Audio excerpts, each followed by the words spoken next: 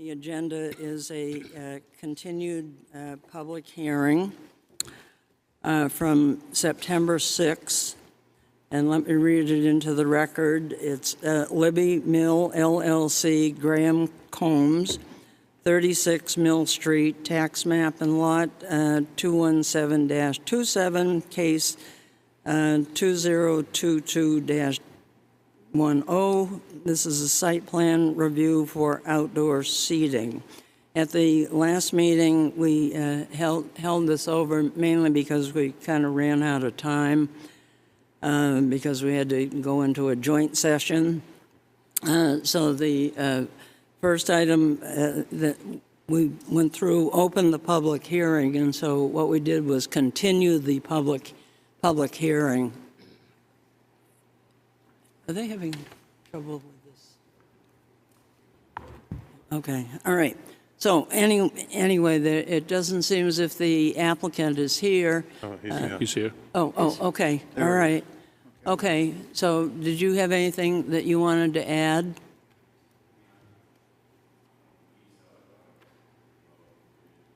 Okay, all right.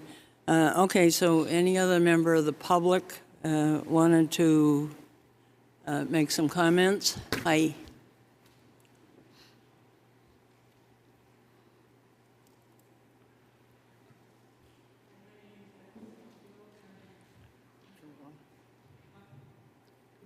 There you go. Yeah.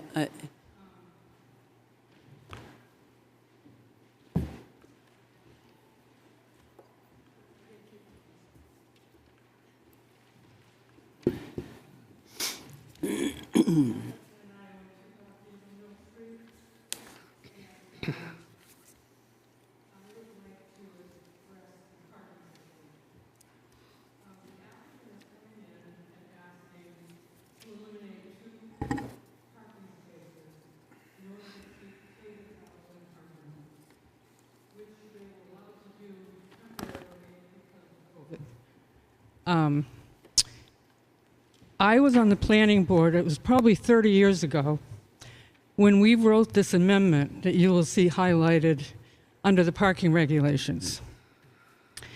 The reason we wrote it was that the downtown area has no parking, but yet if someone came in for a change of use, they had to meet the parking regulations. And it was really ridiculous because there's no parking downtown. So we wrote this amendment saying that and I'm talking right now about the commercial downtown business district, parking requirements under this article shall not apply to a change to a commercial use or an expansion of a commercial use that does not include an addition or expansion of the existing square footage of the building in these districts, provided, however, that the number of parking and loading spaces available on site shall not decrease. And I know from looking at the minutes of the original approval of 2017, Kathy mentioned that too. What about the fact they're not supposed to decrease existing parking? But they have kept the parking that's on Mill Street up until this temporary use of the tables out there. Bill and I actually encountered this amendment.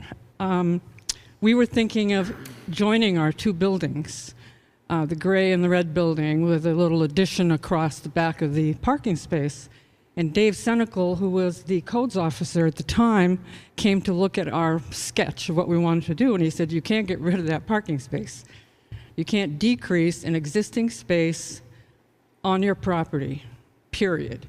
And we're like, well, I mean, even though I was on the board that had passed this amendment, it seemed, in our situation, we have lots of parking out back, but he tried to help us figure out if maybe we could put a parking space in front of the red building, but it wasn't going to be legal. So he said, you really need to go to the Board of Adjustment. And the planning board has no authority to just waive a parking regulation. And I say that with confidence because I discussed it with an attorney this weekend, and he said the planning board has no authority to just waive this parking amendment. They would need to go to the ZBA. And that's all I have to say on this, and I would like to reserve the opportunity to speak again later. Thank you. Okay, thank you. Anyone else?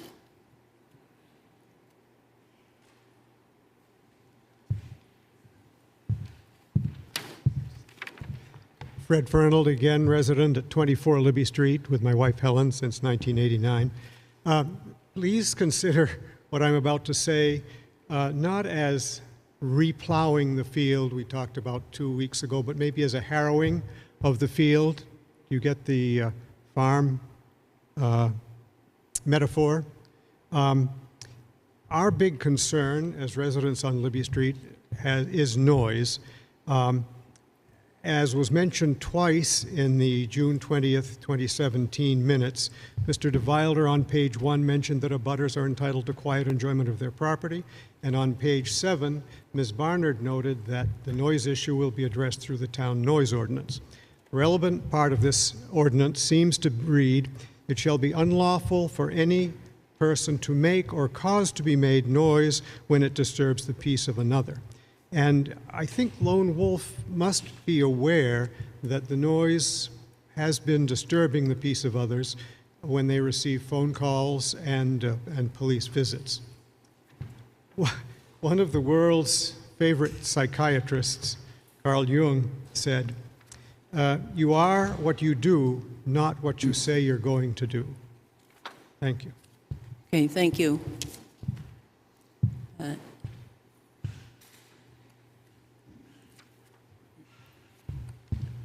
Good evening. Bill Swafield, own 2 properties next to the applicant.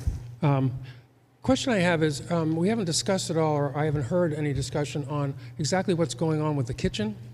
Isn't that part of the applicant's submission here? The kitchen's going to be enlarged.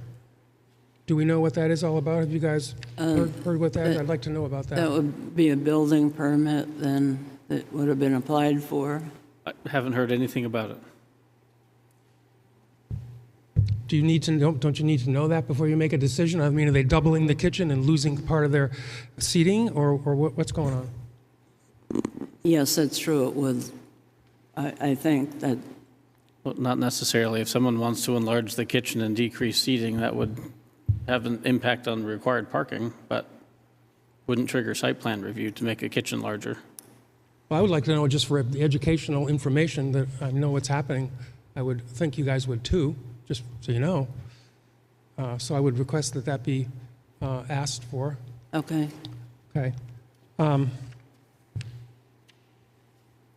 What was the procedure to have the applicant be able to come in and ask to do this permanently for the seating in the parking lot? Like El Centenario, I guess, had that approval.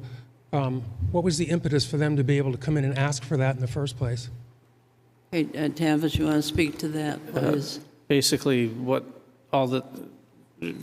COVID. COVID was just under the emergency order. Outdoor dining was something authorized by the governor. So those institutions that wanted to maintain any site plan change that occurred during COVID would have to come back to the planning board to have their approved site plan modified, which is what has occurred in this case. Functionally, removing the parking stalls under the 2021 adopted parking standard that allows the planning board to waive the parking requirement where off-site parking is within 500 feet. That's what happened at El Centenario and what's being requested here. Did that provision include outside music? The applicant has applied. No, I mean in general, excuse me. In general, what the overture was to be able to... Site plan review typically doesn't address music. Doesn't? No. Okay. I just want to reiterate what I had said at the previous meeting, basically. In Wolfeboro and all the other towns I can find in New Hampshire, basically, live music outside in a downtown commercial district or abutting a residential district where it can make neighbors unhappy is done by permit from the town on an individual basis, not a carte blanche 3 or 4 nights a week or 7 nights a week all summer or all year, outdoor loud concert music, which is basically what has happened this summer more than several times at Lone Wolf. When you disturb the peace and you have neighbors complaining and not getting any help from the owner of the business, it's pretty frustrating, not to mention downright a real hassle for the neighbors. One of my neighbors has said she has to walk around with her headphones on in the evening and then go to bed with a noise machine and a air conditioner. And she's really upset that she can't live her normal life 3 or 4 nights a week or whatever it could be. In this case, it's probably 1 night a week or 2 nights a week this summer with music invading her space. In effect, these are outdoor concerts. And in my opinion, they need to be permitted by the selectmen, just like other places have to do permitting to use, not to use town property necessarily, but to do a special event. If there's any approval here tonight for outdoor music, I think you have to make a condition that it goes with the business and not the property. So it doesn't continue on if this business goes somewhere else and something else comes in, they would have to get new approval. But I stand firm in my belief that, like other places in town, and it's been happening since the 60s, and after the Pirates Den downtown in the 60s had live music, and then they got shut down because they had so many complaints. Since then, we haven't had any situations similar to this. And I think it should be kept indoors. They can have electric music if they want. I'm not saying they can't have music, but it should be indoors. It shouldn't be out in the street. It's not a block party. We weren't invited. So I think you need to take these things into consideration because they are important. They're really bothering the neighbors. We have some old neighbors who don't want to complain, don't want to stir up trouble. But that's the way it's happening. So that's pretty much what I have to say at the moment. I'd like to be able to reserve to come back. Thank you. Would you like to comment?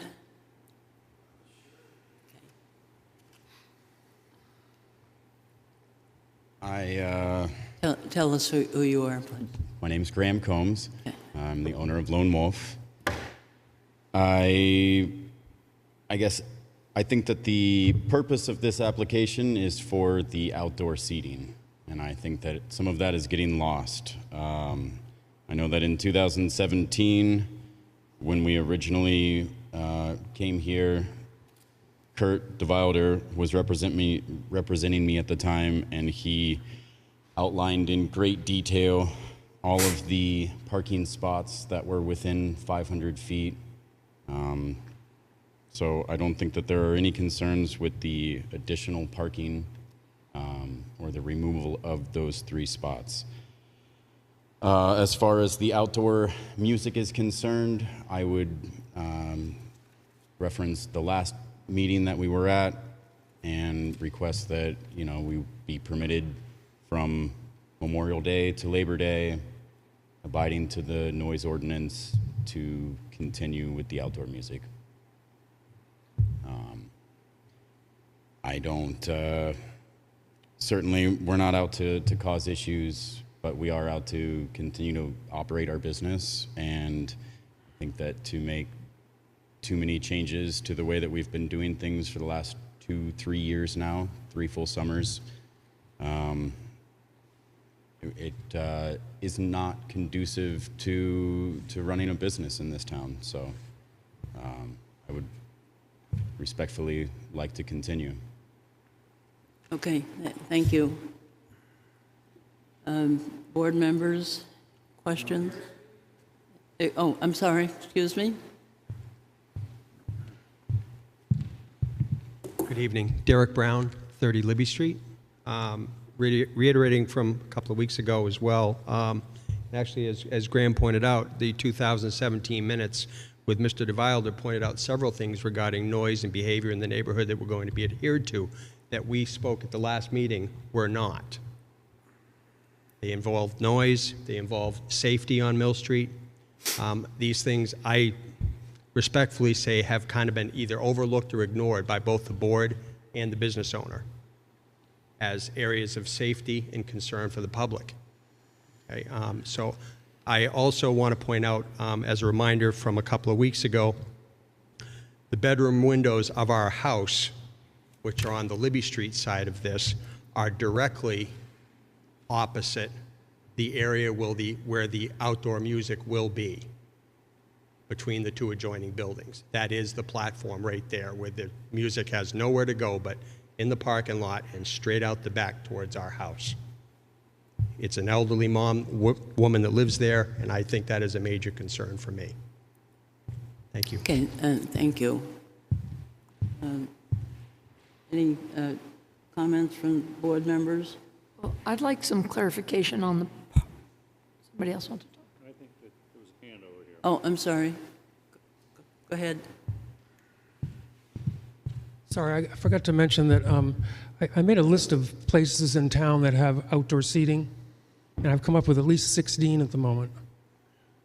And this is going to be carte blanche, apparently, for anyone who owns one of those businesses to do outdoor music, unrestrained, apparently. The board doesn't have any restrictions on that at the moment, I don't believe. Is that correct, Kathy?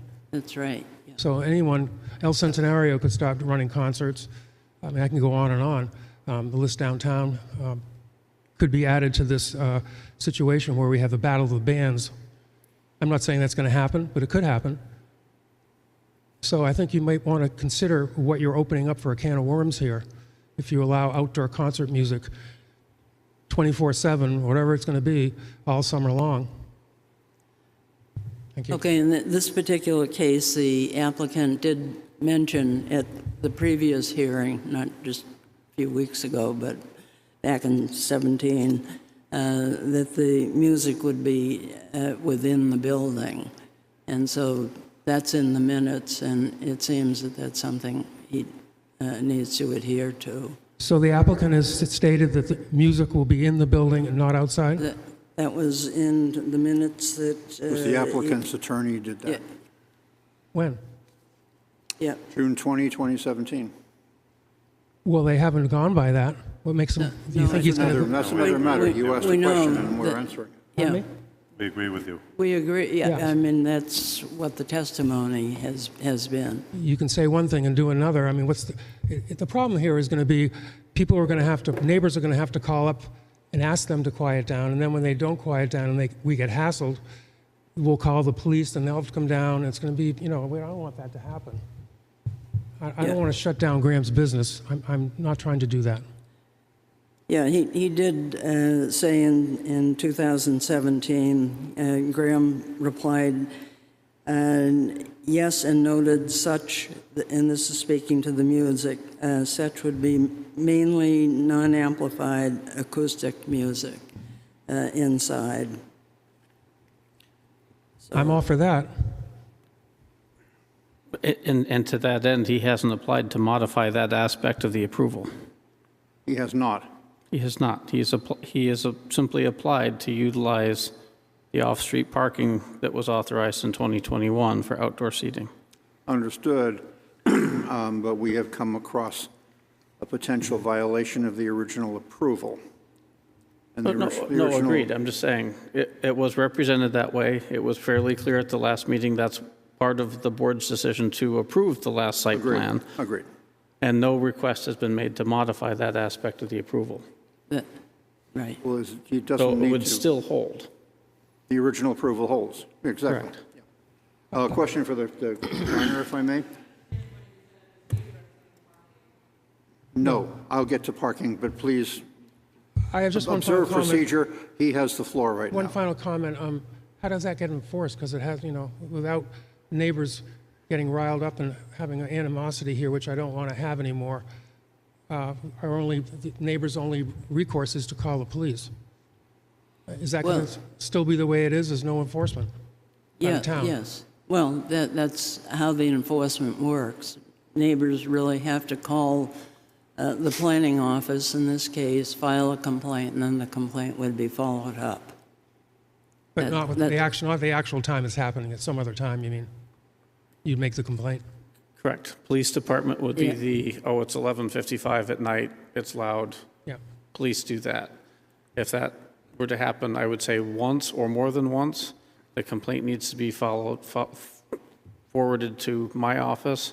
That is not an immediate process, Okay. but it's, dear Mr. Coombs, it's come to our attention that the following, on or about this day or on or about these dates, this is occurring. If it continues, the planning board may rescind your site plan approval.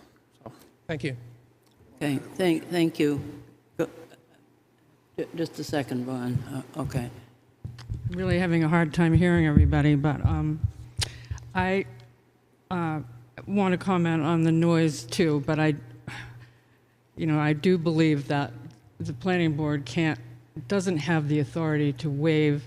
If they do, then this is meaningless. This amendment that we wrote is meaningless.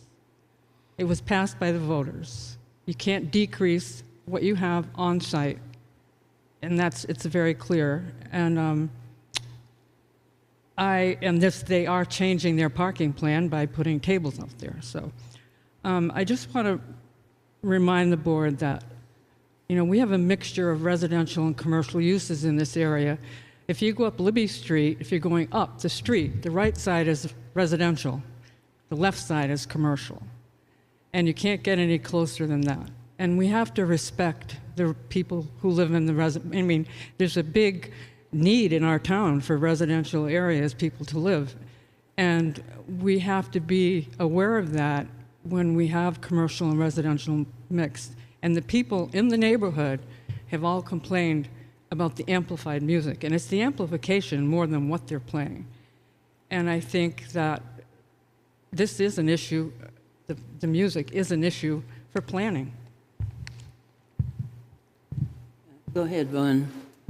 So I wonder about clarification on the parking issue. If the governor carte blanche, for the period of the emergency order that expired long ago. so that's expired. Yes. Oh, okay, go ahead, John. So this B section, is this in play right now? Yeah, that's our parking.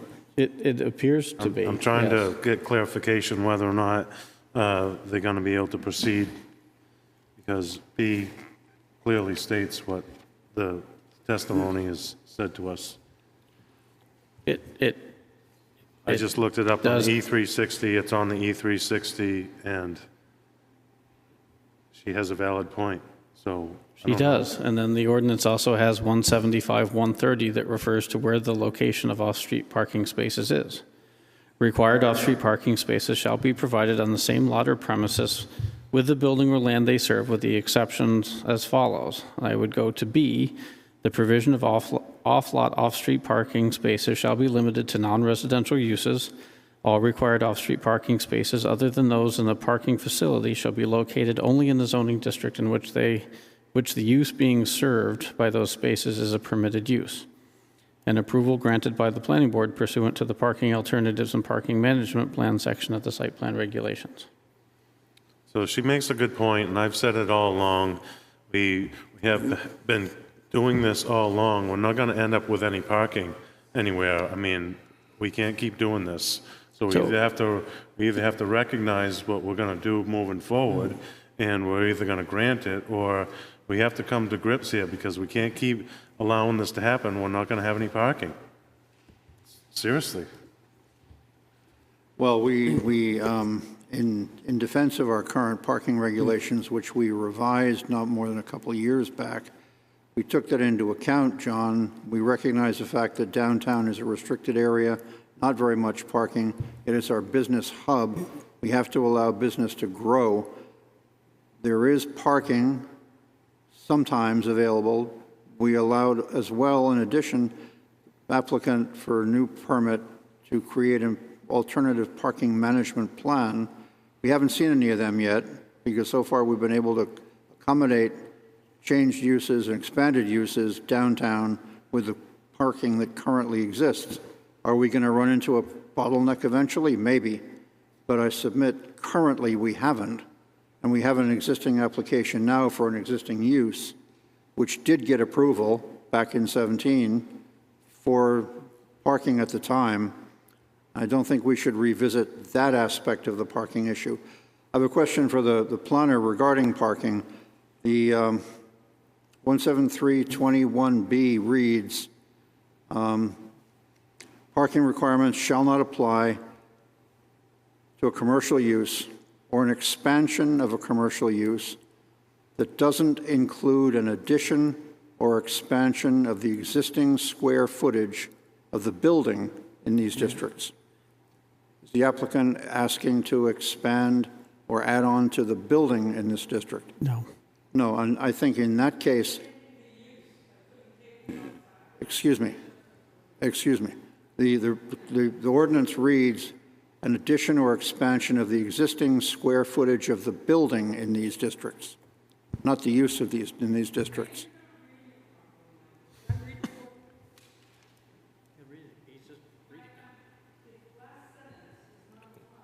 You need to come up to the microphone. Yeah. Okay. Well. Yeah.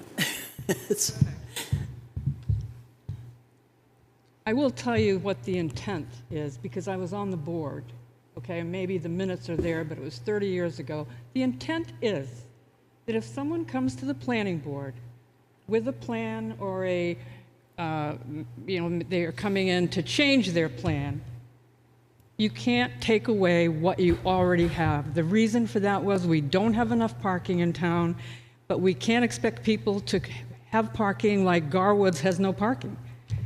But if someone has parking, like in our case, we were told we couldn't get rid of our spot by the codes officer.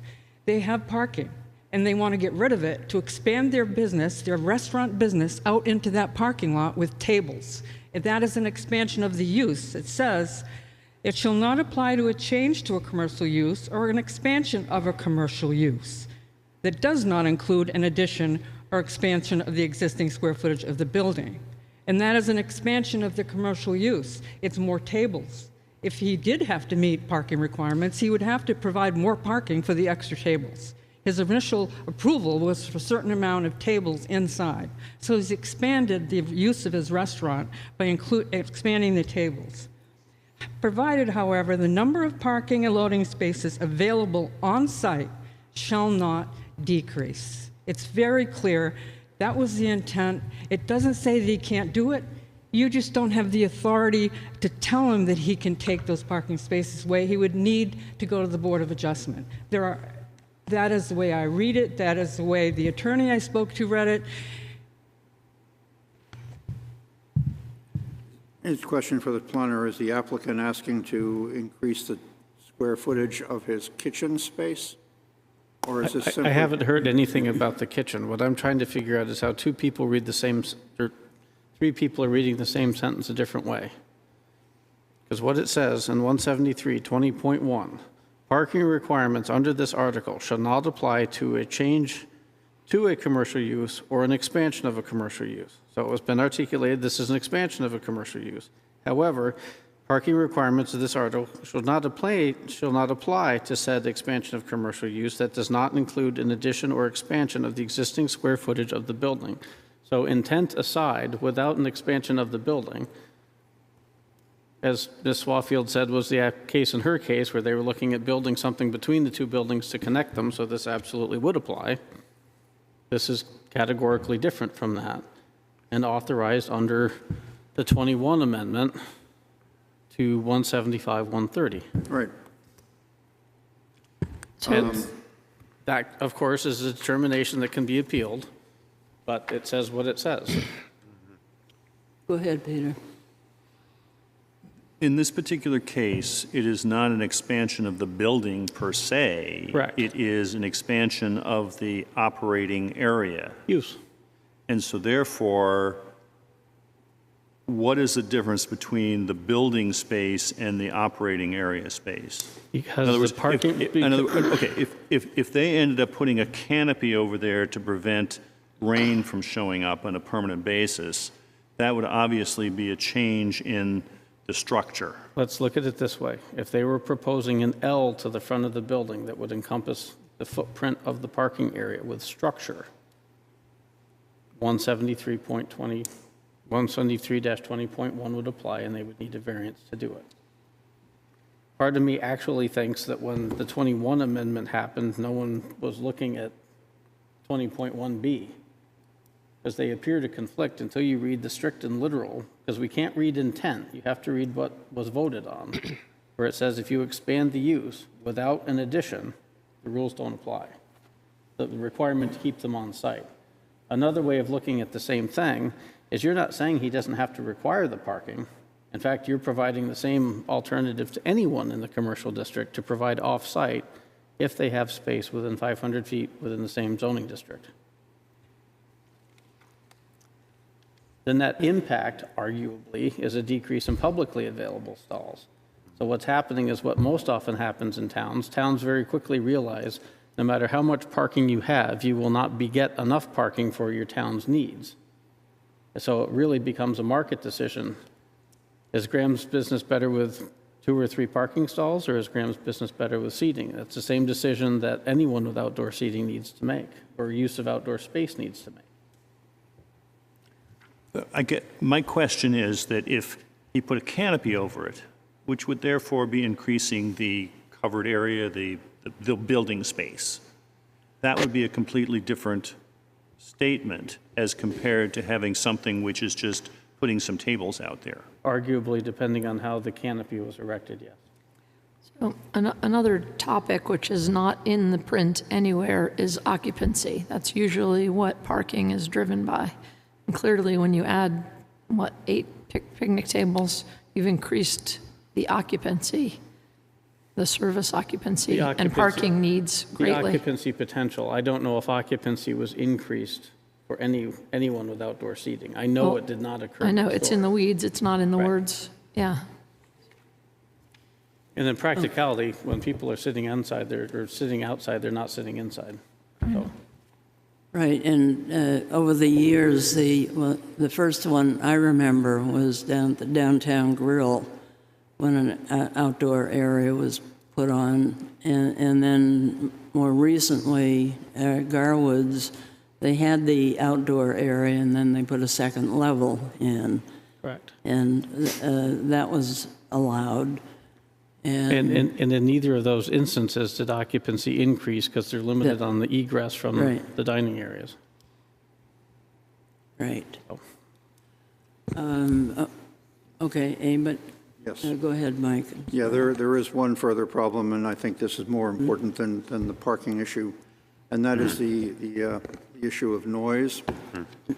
In the original application, the original approval, during the hearing, the applicant's attorney, on behalf of the applicant, made a series of statements regarding the kind of music that was going to be played, its duration, and its location. Statements made by an applicant's attorney during a public hearing for the approval of a site plan become binding on the applicant. They become part of the approval process. They are evidence used by members of the planning board to come up with their decision, to make their decision. The board relies on the statements made by the applicant. If the board didn't have to rely on statements made by the applicant could get up and do anything or say anything he wanted, and the board would make a decision based upon whatever they wanted, which would be thoroughly arbitrary. The board has to base its decision not only on the ordinances that it's upholding, but also on the statements that the applicant makes in support of his application. The applicant stated specifically in his agent, in answer to questions that I asked him, Mike Hodder questioned whether there would be music at the establishment. Graham Coombs, in person, replied yes, and noted that such would be mainly non-amplified acoustic music. Mike Hodder questioned whether the music would be confined within the building. Graham Coombs replied yes. Now, the board made its decision to grant the application based upon statements made by the applicant's attorney and the applicant in person. We find out subsequently that rather than, as stated by the applicant, the music is amplified and it's outside. And that does not comport with what the applicant stated in the original application. And it is, I proposed previous, when the hearing began, allowing electronic music at a certain time period during a certain time of the year. And then I discovered that there is a statute suggesting exactly what I've just said. Statements made by an applicant in the course of an application's approval process are to be taken as part of the application. So not only the conditions that you found at the end of your application are to be adhered to, but also the statements that you made during the testimony are to be adhered to. So it is my opinion that music that you are allowed to conduct there is acoustic and inside, not electronic and outside. So if I would suggest to the board that if we are going to grant this site plan approval for the outdoor seating, that it be made with the understanding by every board member here that the music that was going to be played outside, or the music that was going to be played inside, and it was going to be acoustic, not outside and electronic. Thank you, Madam Chair. Okay. Okay, public hearing is still open. Yes, you can. In response to Mike Hodder, yes, I did reply that it would be mainly non-amplified acoustic music. Mainly does not bind me to purely acoustic or purely non-amplified, I would believe. Also, there was no outdoor music until it was granted by not the current planning director, by Matt, I'm sorry, his name escaped me. Matt Sullivan, yes. Actually, it was Chris Sununu, but that's not to split hairs. Right. So as the governor created the ordinance that we could expand our seating to our outdoor parking, I clarified with the then planning director, may we continue our live music? He said that he did not see any issues with it, and so therefore I continued. I was not trying to go back against anything from this 2017 planning board meeting. I was simply doing as I was led to believe I was able to do. So moving forward, perhaps we could strict this. I believe that to confine it to non-amplified acoustic music is rash. I understand the concerns with outdoor music, and I think that abiding to the noise ordinance and keeping it within the Memorial Day to Labor Day restriction is a sacrifice that I'm willing to make. However, to say that nothing would be able to be amplified, I think is extreme. Okay, well, again, back at the hearing in 2007, one of our board members, actually it was Vaughn, said, how would the noise be addressed for the outdoor seating? And that was when you were just had a small amount of seating. Your attorney said that your neighbors are entitled to the quiet enjoyment of their property, and so that was how you were going to proceed. And so, you know, I agree with what Mike is saying, is that things that are said at hearings are things that the planning board does rely on. And, you know, maybe it should have been in the resolution of approval, but it wasn't because we all heard it and you said it. or your representative said it. So then in 2020, should I have come back to the planning board in order to confirm that I was making the changes that were being made? I'm confused at this point. You're here now. Yeah.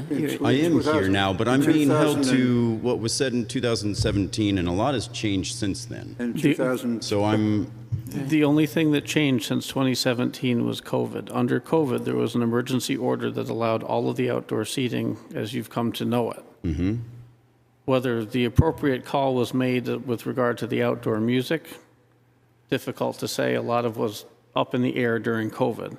But anything that was related to the COVID outdoor seating went away at the expiration of the emergency order by the governor, which refers you back to the 2017 approval of this board. fair enough. So I would suggest the board could, A, address parking only and reaffirm the 2017 as standing, and the applicant could then reapply to modify other aspects. I don't think it's fair to modify those aspects tonight because that part of the hearing wasn't noticed. The only part of this hearing that was noticed was modifying parking. That was the application made. So I don't know if the board would be on the firmest footing by modifying other aspects of the 2017 action without due notice. what other aspects are you talking about? If you were to go from mainly non-amplified music confined within the building, I believe that would need to be noticed. Oh, absolutely. I do not propose, my suggestion to the board was not to change the 2017 approval. Correct. It But was to stick my with the point, 2017 approval. my point to make it clear to Graham, yes, if you want to modify anything else that was done in 2017, you need to apply accordingly to have this body reconsider it. Okay. So then, and realistically, we should be looking at the application at hand, which has nothing to do with music or noise or... Absolutely, as long as it's understood that the concerns raised by the abutter are genuine and well-stated, and that you need to abide by the initial undertakings made in 2017, mainly acoustic, inside.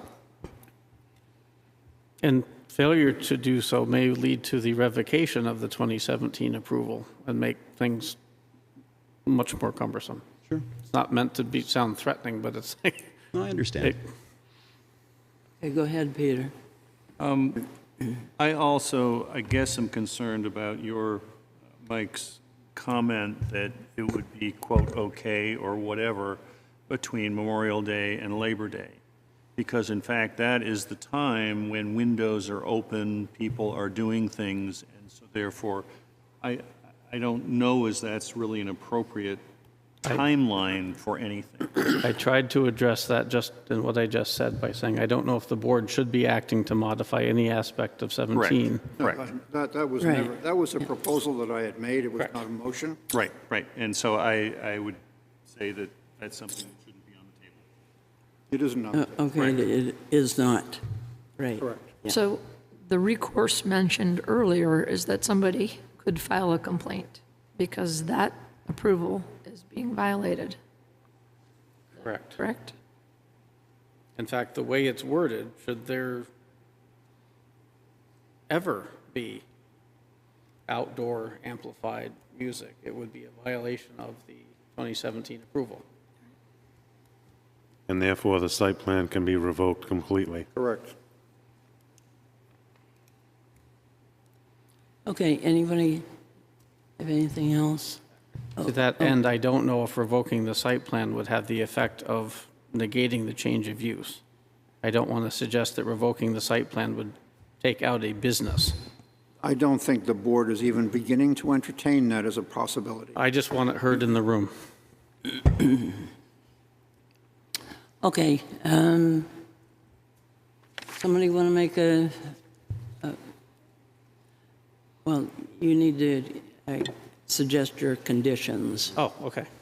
Right, and then I'll close the public hearing. Yep, only conditions I included in the review refer to the submitted materials as of August 12th.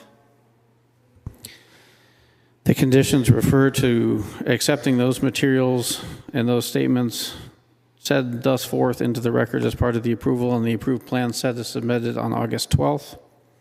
Applicant shall be responsible for the payment of all recording fees and all documentation submitted in the application package, including those things said during the public hearing, shall be binding upon the applicant. Okay, and you just have stated that we can add something that came up at the 17 hearing, and that's that no non-amplified acoustic music will be played outside. It will only be played inside the building.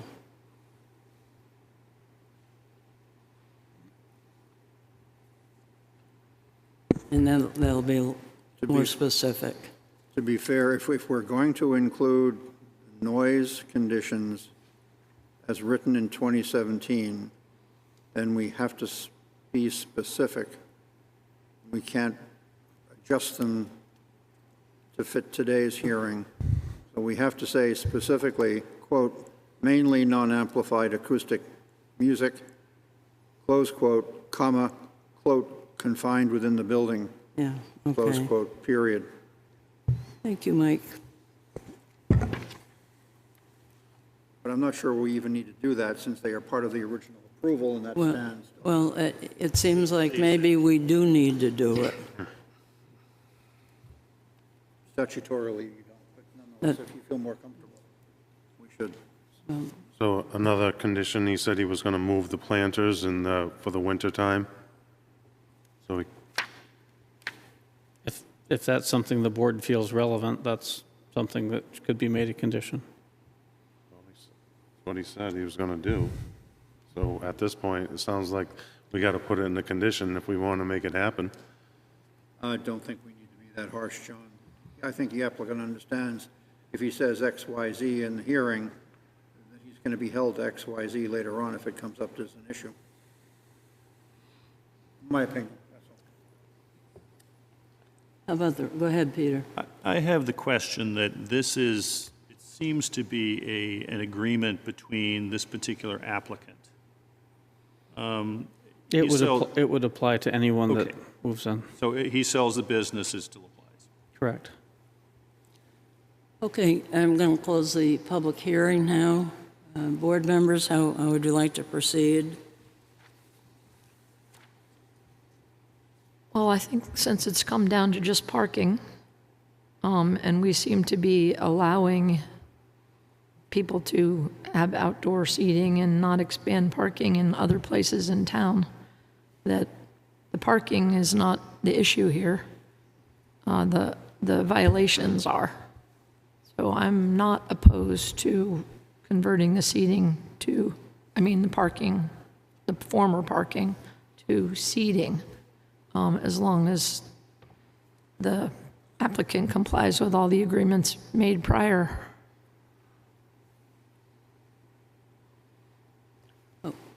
Okay, somebody, go ahead, Mike. I think the applicant is satisfied 175, 138.2 when it comes to an alternative parking plan. So I'd be happy to move that the board approve this application with the conditions as stated by the planner. And the mainly non-amplified. 5 or 3? Excuse me. I was just wondering, you said stated by me, that's 3. Are we adding 4 and 5? Yeah, well, one of them was the Music is acoustic- mainly non-amplified music confined indoors. 4 and 5 would be planters and tables removed during winter. With the 5 conditions as stated by the board. Okay, I'll second that. Thank you, Tavis. I would go against that. Can I, I could propose another one. I would amend it with just the first 3. The fourth one is covered prior by the 2017 agreement. Clearly no music allowed outside, and not based on this approval. This is purely for parking.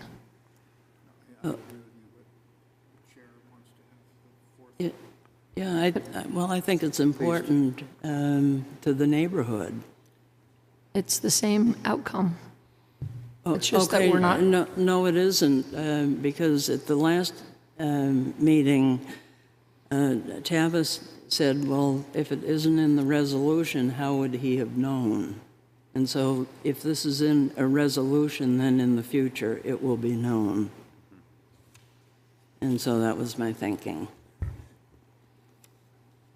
Okay, go ahead, John. Are we ready to vote? Well, I guess so. Go ahead, Doug. The only other thing I would add is that with regard to moving the planters, if in fact we're converting this from parking to seating, does moving the planters in the winter serve any purpose? Yeah, it allows for snow storage from the sidewalk area. Okay. Okay. Okay, a motion has been made and seconded. All in favor, please say aye. Aye. Aye. Opposed? aye, Okay, or nay. okay. All right, so all in favor except for one person. Okay. All right, thank you very much, folks. Okay. Yes, that's, yeah. Okay, all right. Okay. Okay, next public hearing, Brewster Academy, 80 Academy Drive, tax map and lot 218-150, case 2022-11. This is for a site plan review for a temporary ice rink and associated equipment, and it's for formal submission and public hearing.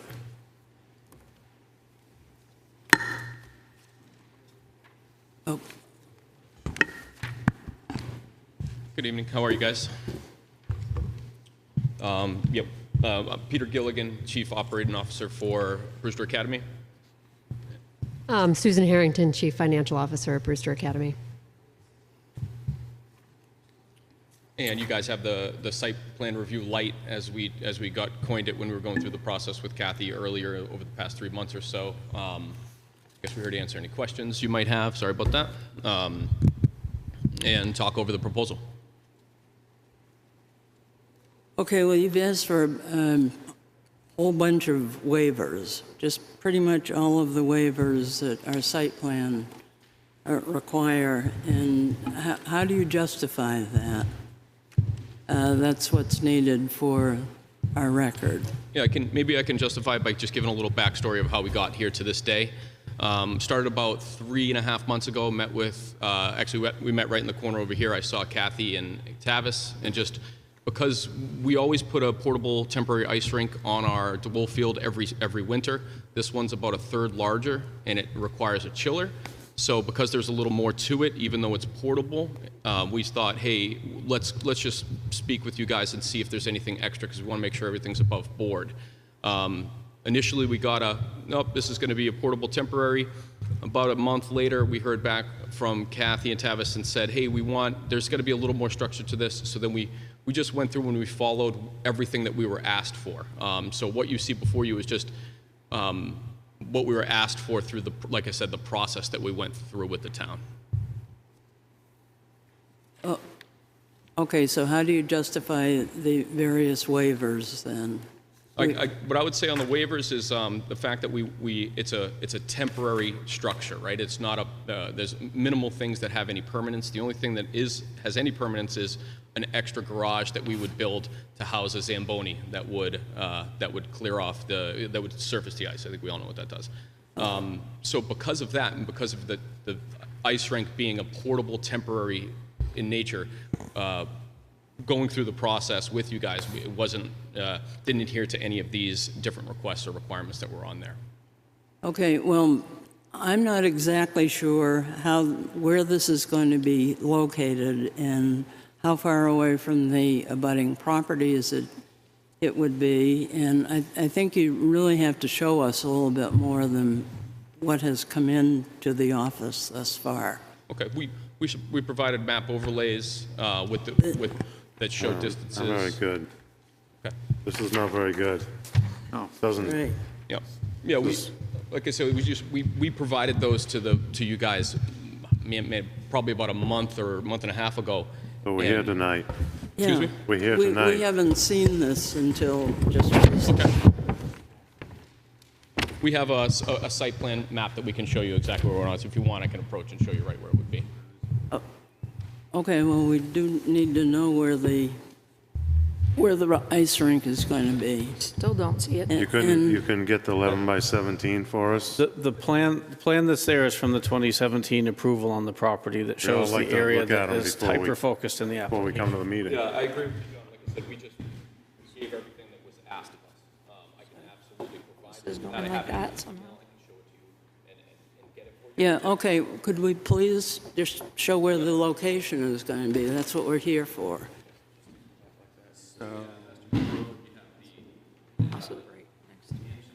The rest of the board Maybe, need to... maybe she could hold it up and you could point to it so we can see what's going on here.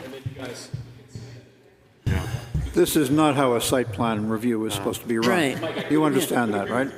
Oh, As prepared as we would be for a normal site plan review. Like I said, that's why I came to Kathy about 3 months ago. that was at an informal meeting. And then I spoke to Tavis several days afterwards, and I said, no, we need to see the ice rink, where it's going to be located so that we can see if it meets the setbacks. We need to deal with the lights and the noise, because you're abutting a neighborhood, so One of the good that... things I can say about that is Susan and I have personally met with all of the abutters that would be along that area. Okay, all right. But, oh, Could I just interrupt a second? Peter, could you grab the microphone, come off that so that the TV audience can hear you too? Make this portable. Okay. All right, so if you notice, you have Anderson Hall here, and you have these two properties, which are Brewster Academy's properties. The end of the parking lot is right here, and the ice rink will go here. That will only be in front of Al Pierce's, about 20 feet onto Al Pierce's property, but more than 25 feet off of where his property is. So really, it abuts our two properties, and it's on our field. And we already like I said, had a sit-down meeting with Al Pierce and talk with him about it. And he was in, I don't want to say approval, but he didn't have any problems with us going forward with this. And we also met with the owners of Topsides, Dow's, a couple other people that are along that edge to make sure. okay, so it's going to be 25 feet from Pierce's property. From Pierce's property. And how close to your two properties then? Because there is a Same line there. Yep, same line, same distance. So it's 25 feet? Yep. Mm-hmm. Okay, all right. And what is this material going around the outside of the rink? That is a rubber mat that goes around the outside for anybody that would be, anything so nothing gets tracked into and onto the actual ice rink itself. So, and in order to flatten this area, it looks like you'll have to put 4 feet of fill at least back here? The reason that we chose that area was because it's the flattest area. Normally, like I said, we do this on DeWolf Field, but there was a 17-inch variance there. So with talking with our engineers, they said this was the best spot that we could put it. So there's compaction and and a little bit of, we dig down and there's a little bit of fill on the backside towards the Smith Center. Is that rubber surrounding the rink an impermeable surface? It is an impermeable surface, but the interventions that we're doing underneath are completely permeable. So we're not putting down any concrete, which is a traditional application for rinks. There is a new technology for this rubber mat system that connects to the chiller that allows it to be a temporary facility. Your shed is going to be on a concrete slab? Property line. Yeah. It's supposed to be set back from the property line. Right. That property is a Brewster Academy property. That doesn't make any difference as a property line here. What we can do here today is we could easily move it to the other side because nothing's been built yet and everything is You temporary. mean over to this side? Yep, we could move it on a side that is further away and away from any property. This is the most disorganized site plan review preparation I've come across. If I were up there making a site plan review application for something I wanted to do on my property, these people would laugh me off the stage. Mike, I have no intention of voting for this under any circumstances until I get a proper application packet given to me. I don't know the kind of lighting that you're going to be using. You've got a shed on a concrete slab. You're telling me it's a It's a temporary application, but I don't imagine you're going to be picking up the concrete And slab the and shed moving is it. not. I don't know anything about the noise. I don't know anything about the lighting that you've got, how intense it's going to be, when it's going to be running. So, Mike, I understand where you're coming from. What we have been communicated was that we didn't need to go through a full site plan review. That's why you have none of this material. So that's the information that we got from the town, you're which is why asking we're for the here for waivers. what has been explained to us is a light review. Okay, but you're So asking my us question to for you the- is what is it that triggers this temporary structure beyond what we do with the rink that we have every year that would necessitate full site plan review?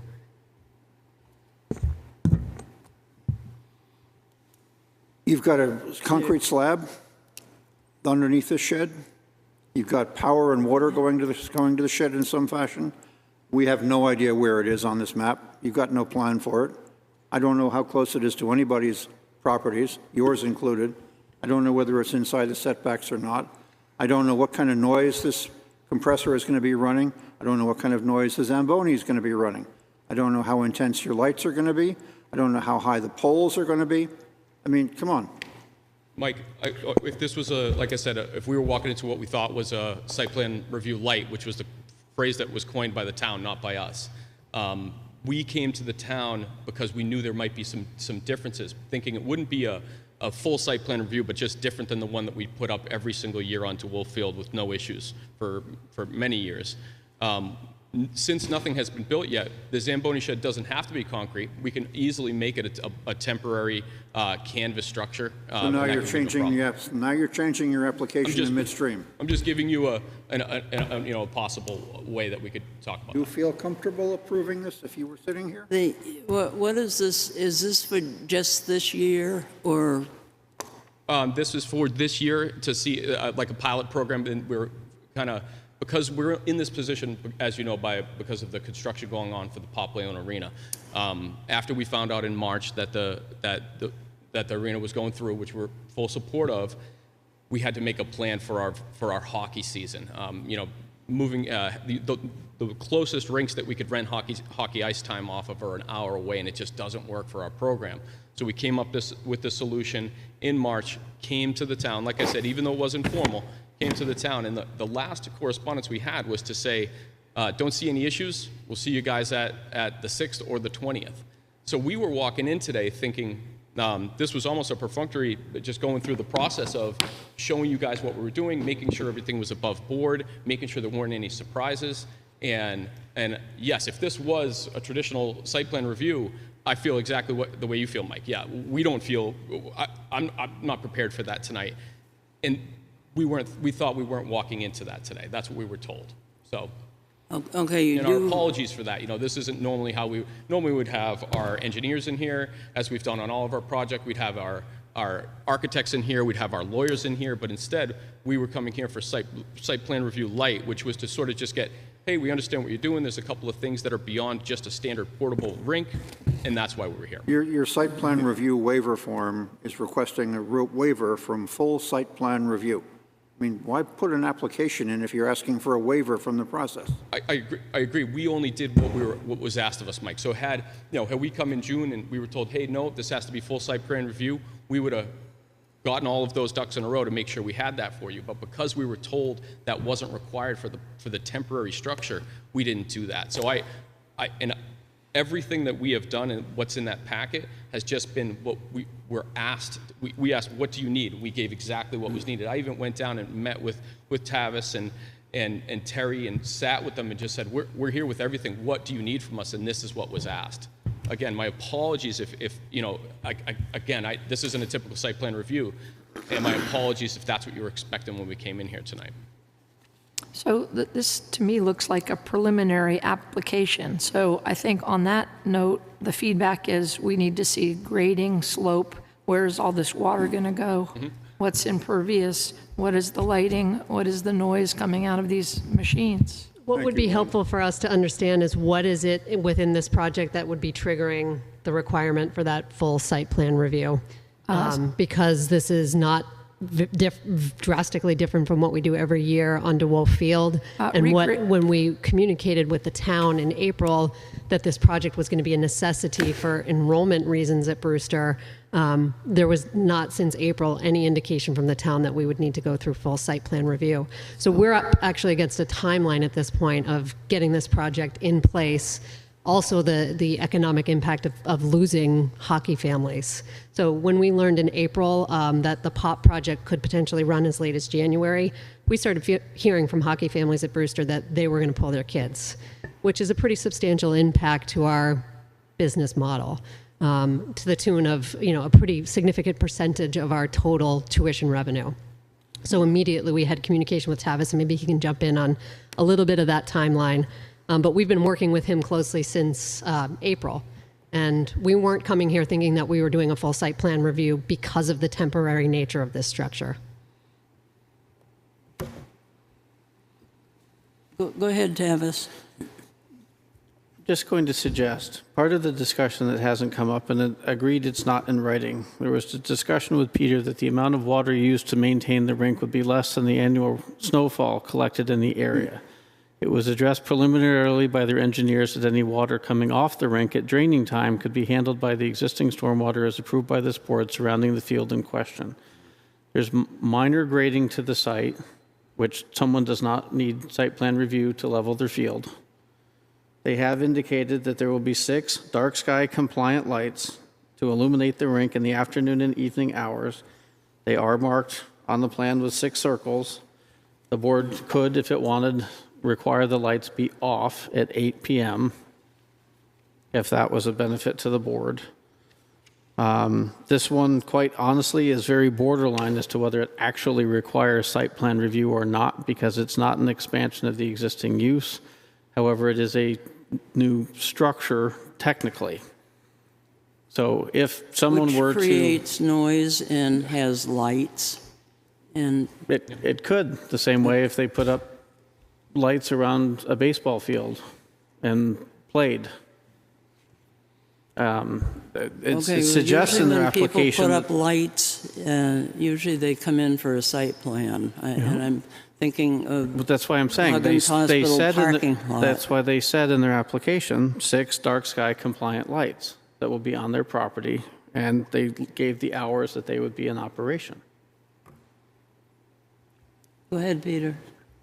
I have a few questions. The noise from this device that's going to be cooling is somewhere around 60, 70 decibels. Yeah, 65 decibels is what we And have. that is normal conversation level, which is, I am probably talking at 65 decibels at this moment. So therefore, we're not talking about a large noise.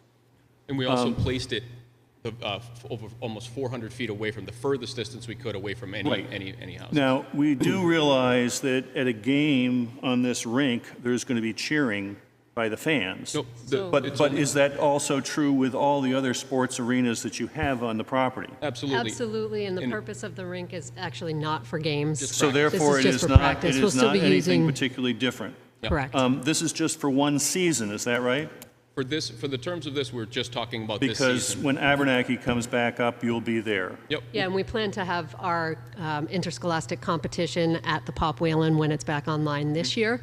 Right. And we'll be practicing. Now, you're going to put this rubber mat... Okay, so it is going to be totally removed at the end of this season. And then totally removed. Yeah, and then certainly based on this conversation tonight, if we wanted to bring it back for another year, because it is, like I said, a portable system, and it packs away into a couple shipping containers, and then we would store that. If we wanted to use it again, I think certainly after this conversation, we would come for a full site plan review for that. So that includes the refrigeration and the header pipes and all that stuff? Yep, so the refrigeration, what was asked for is that we don't put it on a concrete pad, it's put on railroad ties, and those can be moved. We would... That's been vetted through the codes office. Yep. That's not just a... So how high is your windscreen? The windscreen that's shown on that isn't, that's an optional windscreen. So that's just shown on that picture. We do not have plans to put a windscreen. I was asking questions. I'm sorry. Okay. Yep. There's an impervious mat that's going to be put down. Is that going to be down at any time other than when the ground is frozen? No. So I think, So therefore, the runoff is not really an issue. yeah, it would be, the idea would be around the beginning of November is when that would go. And if there was really worry about housing the Zamboni, canvas house would be appropriate? Yeah, we could come up with a new solution. You could have a permeable tent which has a number of layers of canvas and keep it warm. That was actually our original idea. It's just, we thought it might be great to also put a garage there so that we could utilize it for other things once we move, no longer have the rink there. But certainly we can take that under and change our plan on that. Thank you. Yeah. So your shed, your portable shed or whatever, these lights that you've got pictured,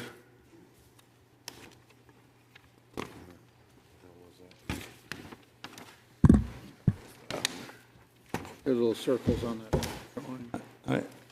I will actually suggest the idea of a dark sky compliant light anywhere where there's a snow cover is almost an oxymoron. Right. And so therefore, it is one of these things where you could make them super dark sky compliant, but you shine it down on a white surface, and it's going to be a problem. Yep. And I think there's enough lighting on the Brewster campus so that it really shouldn't be a major increase in the total amount of light escaping. Yeah, I think it would be, kind of paramount to what you have already at the Anderson Hall. Those lights aren't dark sky compliant like these ones would be. They'd be directional LEDs that face down. And I don't perceive them going until 10 p.m. at night, just because the nature of the way our school day goes. Yep.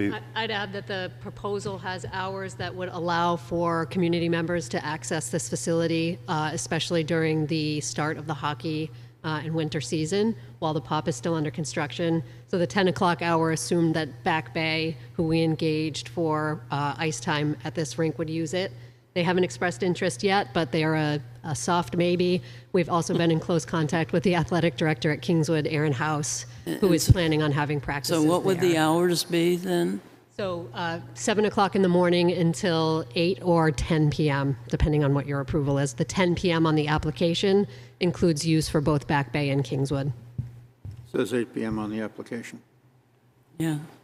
so back to the shed, these lights. It's just they just asked us to pull a shed picture from online, so that we do. It sounds like the shed's changing, so there wouldn't be lights on the shed. Yeah. Right. It will be? Would not. Doesn't sound like it. I don't know if I'm supposed to. I don't know if I'm supposed to call it. I thought I saw 8 p.m. written someplace. It could be 8 p.m. I don't foresee us the way our school day goes, and after dinner, I don't foresee any practice after that. If this board decides that they want to have it be 8 p.m., we would absolutely adhere to that. Kathy, you're right. It says 6:30 a.m. for practices and will conclude around 8 p.m. I think what they're suggesting is if others are interested, Brewster may be willing to go to 10, but that doesn't bind the board to 10. Yeah. Okay. Yeah, go ahead, Julie. Did I see somewhere that you need hot water? You need hot water for the Zamboni. So our idea was to pull it off one of our buildings that we have. We already worked it out with our facilities director. You have to fill up a hopper, and then it goes around, and it smooths the ice surface out. You'd mentioned the possibility of moving from the stick-built shed to a canvas shed. Would it still require a concrete pad? Nope. No, if the only reason, like I said, the only reason we went down the road of the concrete pad was sort of just thinking of it for multi-use in the future. It's not. It's actually one of the challenges that we've been worrying about because we don't. It's a challenge to build that in the short time period. So switching to something that was more transportable, movable, and non-permanent would be not a problem for us. And you said it would also not be a problem to put it off of these residential lots and over on the other side? Yep. Yeah, the reason we had picked that spot was just because those are our buildings already, and we thought, okay, we could put that right there and add some, just kind of undecided use for the future, storage, something like that. But again, it's not something that's necessary for us to go forward with this project.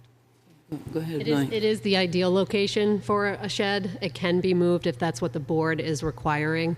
Ideally, because it is abutting properties that we own and also access to the rink for the Zamboni. It's not actually the board. You can't have a structure in the setback. So that's what they're trying to work around. Gotcha. I gotcha. Mike, go ahead. Question for the planner. Is this being recorded? Are we being recorded? Yes. All right. Then the minutes of this application must be verbatim. It can't be the standard minutes that we've been getting. They must be verbatim, because any number of undertakings have been made tonight by the applicant, comments from the board, suggestions from board members in the direction of approving this application. Absent a verbatim transcript of what was said tonight, you have no way, as we saw in the previous application, of holding applicants to their undertakings. Thank you, Madam Chair. Okay. Go ahead. Other questions? How long in the springtime are you going to run this till? Just till the end of the hockey season, I think, Yeah, March. So typically, the hockey seasons run until the beginning of March, right before March break. And by that time, POP will be up and running fully, potentially. So there may be reduced use at that time, and there's some weather issues as well once we get into warmer weather that might necessitate us to shut it down earlier. Do you foresee maybe putting some crushed stone down in your travel areas before the ground thaws out and creates mud? I could see something like that, you know, if we had just dealing with them as they came up. Okay. All right. First issue we need to deal with is waivers. Somebody want to make a motion on the waivers? I'm not. The lighting. I'm not not into on the lighting waiver here. Again, I don't feel comfortable giving a waiver. Again, they've said they're putting a temporary shed up, but they're still going to need lighting of some sort. I mean, I'm not really comfortable about giving waivers anymore about the lighting. I want to see the lights that you are going to use on your areas. I'm sorry. Yeah, sorry. John, we have those if you'd like them. So I do have those. They're just in my email, like I said. Typical site plan review, you guys would have those right before you, be able to look at them, and we do. We have them. Even the ones for your temporary shed or your lean thing, you're going to need something there. I mean, it's going to affect your neighbors. You know, the biggest problem here is other people are going to see this and think that they can do the same thing, and we want to try to get everybody to follow the process and be. There are people in town already, John, that have these. That's actually where we got the contact for who's helping us, Everything Ice, who's getting us the rink, including us who have done it for, the better part of 2 decades. Okay, somebody want to make a motion about the granting of the waivers? So moved. You're going to grant all of them?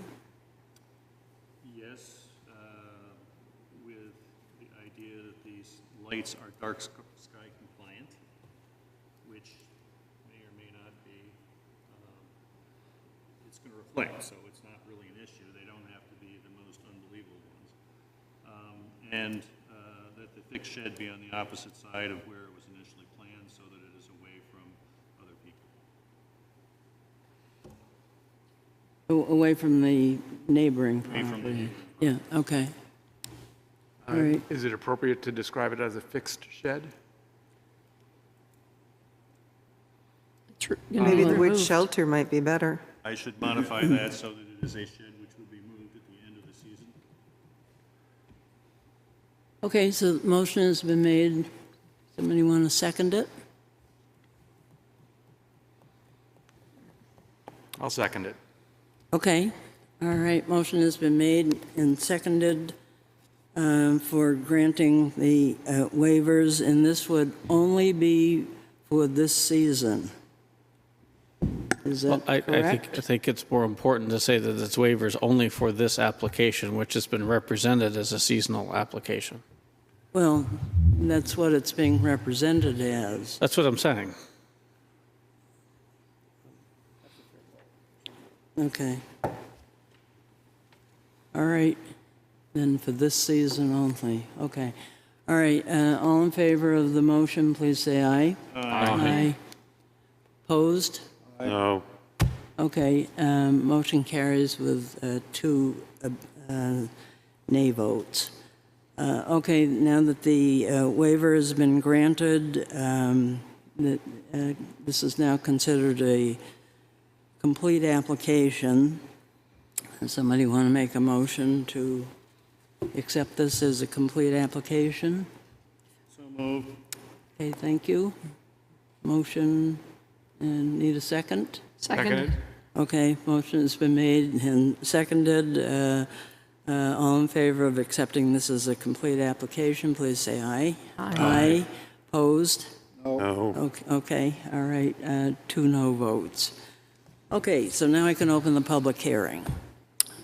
Any member of the public want to speak to this issue?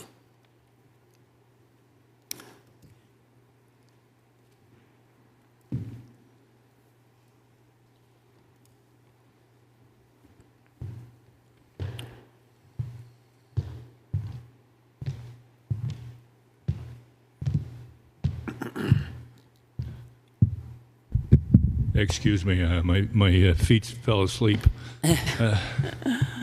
My name is Bob Tuffer, and I live on Clark Road, and I live right across from the Brewster soccer field. And I just want to offer up the opinion that having owned this house for 28 years and living there for 14 years, my wife and I have never experienced any issues with noise or bad behavior on the part of the students. So we're in favor of this. That's it. Thank you. Okay, thank you. Anyone else? Okay, conditions? Yes. After he does the conditions. I was actually frantically writing because originally this review included the standard 3 conditions referring to the August 16th submission, payment of the recording fees of the notice of decision, and then all information as presented by the applicant, either in the packet or at the hearing, would be binding upon the applicant. So those were where I started with the 3. I would, after this evening, recommend the planning board include a condition that this is a temporary approval for 1 season only, beginning October, ending March of '23. The impervious mat be installed only when the ground is frozen. The impervious mat shall be removed as soon as practical for the ground thawing. I think you're going to do more damage to the mat and the ground if you try and remove it ahead of time. The Zamboni house, shed, structure, what have you, be of a temporary construction without a permanent foundation, quote unquote, permanent foundation. Hours of operation be consistent with the application between 6:30 a.m. and 8 p.m. The applicant may come back for a modification of that specific condition if approached by others and need to go to 10 p.m. That's when Mike said verbatim minutes. I'm not aware of something else being said other than the rink needs to meet setbacks, the shed needs to meet setbacks, lights need to be dark sky compliant, which is already in the application. Obviously we can make verbatim minutes possible, but I think for at least until that occurs, marching orders and the idea of the applicant and the board need to be fairly clear. I would submit, Tavis, that you do that at your peril, at this board's peril. If you do not submit, my opinion only, as part of the minutes verbatim of this application process. Oh, no. At your peril. When these items were coming up, I was thinking of them in terms of conditions that could be added. What I just said, though, was that's when Mike said verbatim minutes. But I said until that matriculates in verbatim, until those verbatim minutes are done, I think Brewster needs to hear loud and clear that the hours of operation, the lights, the temporary, the setbacks, Okay. those yes. are going to be the selling. Okay, thank you, Tavis. Okay, I'll close the public hearing now. Anyone want to make a motion regarding this application Move to approve with the conditions? with the conditions. Okay. Motion has been made. Second, anyone want to second it? Seconded. Okay, motion has been made and seconded. All in favor, please say aye. Any discussion ahead of time? Okay, go ahead. Just make my one. This is an extraordinarily slipshod application, and I think is going through the board in an extraordinarily slipshod fashion, and I do not approve of this process whatsoever. Okay, well, it's also going through the board that I don't think we think that it's not a bad idea for this season only while the hockey rink is nearing completion. So I think that's what's going on, certainly in my mind, and I can't speak for others. I would actually suggest that there are times when there are major issues which we deal with as a board. And in this particular case, it is an issue with Pop Whalen Arena not being available. A few years ago, we ended up making a lot of changes and accommodations because of COVID. And while this is not a government mandated by the governor issue, it is something which is important to the town. And so therefore, I believe that a temporary operation of this rink is a good thing for the town. It is not something which is really going to go against our regulations, and so therefore, I think it is something that we need to do. Okay, thank you. Anyone else? Okay, go ahead, Doug. Yeah, I would recognize Mike's comments, and I agree that this is not going through the standard process, but I take some solace in the fact that it's a temporary structure, it's a temporary approval, not for a permanent structure. I would agree. If it's a permanent structure, I would not be for it. Okay, all right, motion has been made and seconded. All in favor, please say aye. Aye. Opposed? No. Okay. All right. 5-2. Okay, thank you, folks. Thank you, guys. Like, I look forward to bringing you a full site plan review next time. Won't be on my watch.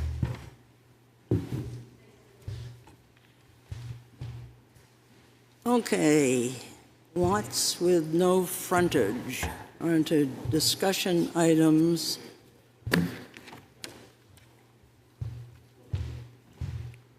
Go. Yep, lots with no Okay, frontage. so as you're aware, currently Regulation 175-55.1 allows for development of lots with no frontage. Planning Board asked me to look at the language in terms of amending it following housing initiatives and innovative land use tools and encouraging and allowing infill development. Had a number of discussions with individual board members about the original intent of 175-55.1, and it was very clear that the language currently on the books does not further the intent of the planning board at the time when it drafted it. So as you can see in red, effectively the change is switching from a special exception to a conditional use. If I start in paragraph A, the first red paragraph is recommended by council, or a form of language recommended by council to invoke the innovative land use control. B, it's looking at all legal/lawfully created lots. The slash will not remain, that's to be determined by council. Currently, the language requires lots to comply with all the area requirements of the underlying zoning district.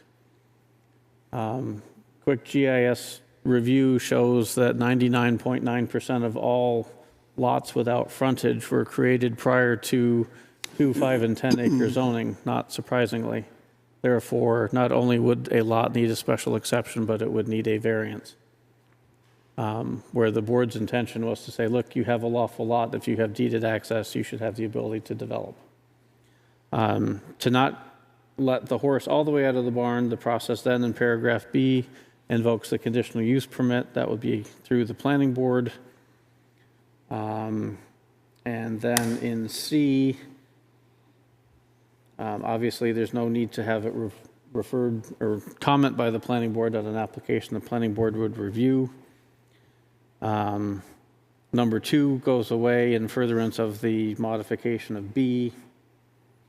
C, special exception criteria wouldn't apply because that goes away. So what it becomes effectively is proof of a legally existing lot or lawfully created lot, proof of a deeded access way, approval of a driveway access site plan or driveway permit. That's again dependent on whether it's a town road, private road, state road, et cetera. And then the two conditions that are part of the process currently is the applicant needs to sign the acknowledgement regarding issuance of a building permit on a private way, and the applicant shall endorse the town's acknowledgement regarding no further subdivision. At the end of that, it's on the second page at the bottom of the paragraph, the intent of that is not to prevent subdivision forevermore. It was to prevent subdivision for lots that did not have road frontage. So the suggested language here is that the subdivision prohibition would go away if the lot was benefited by roadway frontage. So brass tacks, this moves the process from a special exception to a conditional use permit. Otherwise, all of the general parameters of the existing ordinance remain. So if the board has any questions, I can address them. Otherwise, the next step in the process would be to have formal legal review and then public hearing should the board want to move this to warrant. So I have a question. And my question is, there are lots, especially along the water, that are accessed by commonly owned old roads. Or ways, Or ways, driveways, yeah. or, yes. And so what is the impact if somebody wants to put an addition on one of those houses already pre-existing? If there's already a structure, that would be different than this. Okay. This would be for vacant lots. Okay, go ahead, John. One of the things that concerns me again is the road traffic area, and I didn't get a lot of time to spend on this before the application, but one of the things I'd like to see is a engineer paid by the applicant to review the road surface, and then if the person building on the road with no frontage destroys the road and affects the road and carries all the water to the neighbor's road or the houses down the road, then they're going to be liable for the road. So basically, it has to have an engineer's review before the builder builds on the road and then after the builder completes his project. And that is in 67441. It is. However, if there's a road, this section doesn't apply. If it's a road, they build. This is for lots without a road. I know, but the effect is just what we went through this spring. You had a house that was and go all the way down. There are more heavy trucks than probably downtown Wolfeboro sees in a season going down a road that probably shouldn't have heavy vehicles on it. And there's zero protection in any of the ordinances about that road. Happily, it's only one owner really Yeah, right. That's what I was just going to say, but still the issue the premise is there, yes. Yeah, right. But yes, I can put together something, discuss that with Laura. Okay. And bring it back to the board. Ideally, that would come back probably second meeting in October, so you'd have time for a public hearing and warrant if you wanted to go that direction. Okay. To that end, not to move on unless you're ready, but Well, I'm not sure if we are ready. Are we ready, folks? Or anybody else have any comments? Oh, okay, then I guess if to that end, I haven't heard yet back from council on inclusionary, but I will put pressure on that to see if I can have inclusionary with fire for a while. Yeah. Several weeks. Yes.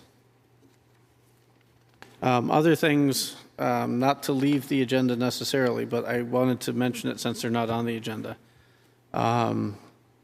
You have in your packets the proposed meeting calendar for 23. You don't need to address that tonight. It's simply the first and third Tuesday as it's been right along. If there are dates as you look through it and you want to modify them, we can do that, but we need to know probably by the meeting on the 4th. If we're going to modify dates. So it doesn't have to be decided tonight, but if you want to digest it and come up with, if there are any conflicts, we should probably get the calendar either accepted tonight or by the 4th at the latest.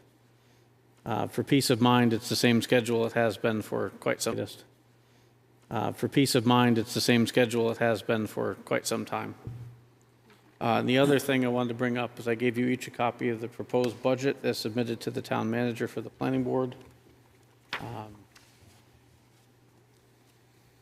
The only thing tangible that increased was the professional development. Those were increased because the cost of the classes has increased, and we also increased the number from 1 to 2. So that's why there's a 20% increase in those. That, of course, is for those trainings that aren't online or free.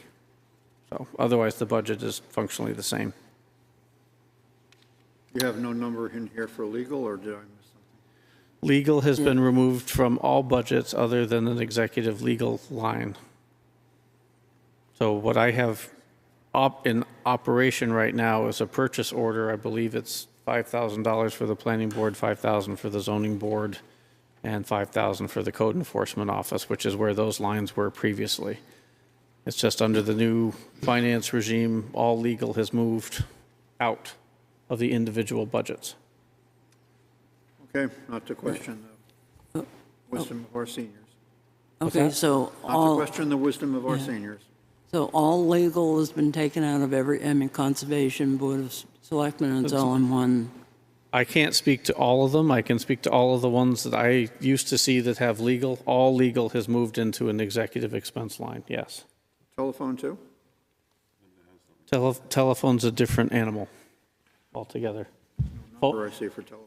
Phone lines are changing over from the lines that you currently know of in the building to phone over internet phone system. So the cost is getting balled up and not distributed evenly. The reason planning had a line was one of the clerical, well, so if you start at the top of the page, 112 was a clerical salary, and there was a phone for that person just outside my office, if you will.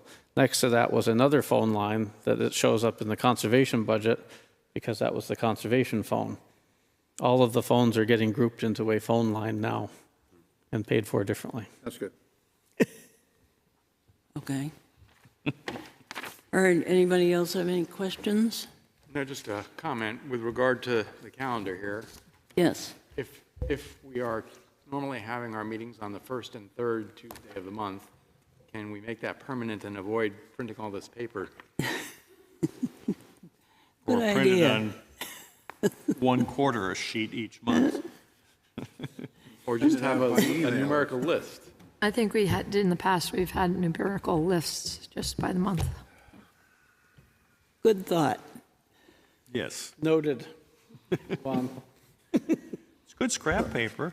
I'm going to start my fire pretty soon, so. That's an oxymoron. Okay, so inclusionary housing is still on hold. The ADU forum discussion, we haven't had a chance to discuss that since our forum. And as it relates to the regulation that we are proposing. Does anybody have any thoughts after the forum? I listened to the forum on TV because I missed it. And I know it wasn't a time for the board to present, it was just a time for us to listen. But we didn't have any sort of pros and cons of why you might want to include detached accessory dwelling units in the future. There has been a lot of talk about we need more housing. And my premise has always been that to have ADUs as that additional housing, it is something that is very heavily controlled by the owner of the property, as opposed to, let's say, throwing an apartment building on some site and relegating all of these affordable or smaller units to one location. I just think it's a more old town, traditional way of perhaps multi-generational families coexisting. So, Okay, thank you, Lon. And I think that that is something which needs to be considered because there are people who are, they've raised their children, but they still want to live in town. And it may not be possible for them on retirement to do that. And I'm not saying that it needs to be done, but it's something that we really need to consider for this group of people in our town. And they're the people who have been around. They're the people who are the character of the town. And so we need to pay attention to their needs. That's exactly what Laconia states in its preamble to its detached ADU ordinance. That's the reason why they're doing just that. If I may, I counted 14 people speaking at the microphone that night. I listed all of their concerns and commentaries, and then Roger Murray presented to the board at my request a written statement of essentially his testimony. I digested all of that as best I could. I sent to Kathy discussions regarding that. The arguments boil down to, in my opinion, basically, let's stay the way we are. We like it. We came here because of it. We don't want to change. And on top of that, they build the amendment that you're proposing contradicts this, that, and the other thing. You allow yourselves the right to give waivers, which means to me that you're going to be waiving frontage requirements, minimum lot sizes, setbacks, which of course we can't do. So there's, in the objections that we heard from the public, when they buttress them by what they believe to be factual statements, most of those factual statements were either imperfect readings of what this board can and can't do, and or statements of just general concern that this is not a good idea. We don't like the idea. It just doesn't appeal to us. There was one concern that if we allow detached ADUs, all of a sudden every lot will have 2 dwellings on it.